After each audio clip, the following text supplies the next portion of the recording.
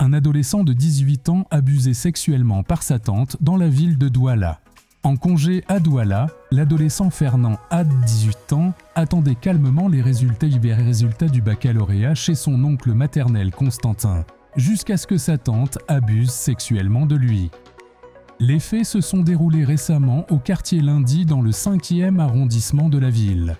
L'oncle paternel de l'adolescent, Constantin, vit en effet dans ce quartier avec son épouse Philomène, 34 ans, et leur fils de 6 ans. Cependant, depuis son arrivée, le jeune homme remarque une attention étrange de la part de sa tante, surtout lorsqu'il veut prendre son bain.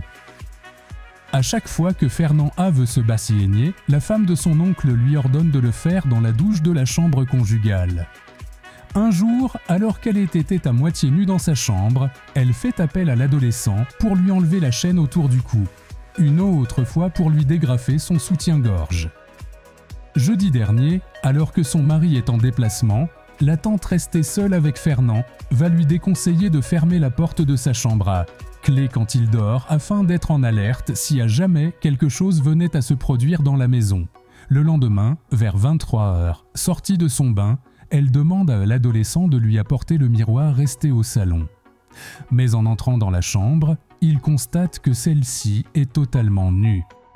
Il donne le miroir et rentre se coucher dans sa chambre sans au préalable fermer la porte à clé comme lui avait ordonné cette dernière la veille.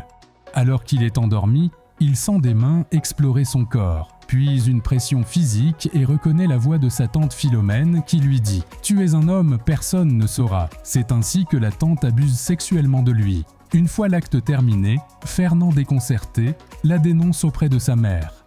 Rendue à Douala, la mère de l'adolescent va confronter la femme de son frère qui va nier les faits. Une plainte est alors déposée quelque temps après au commissariat central numéro 4 pour faire la lumière sur cette autre affaire de meurtre.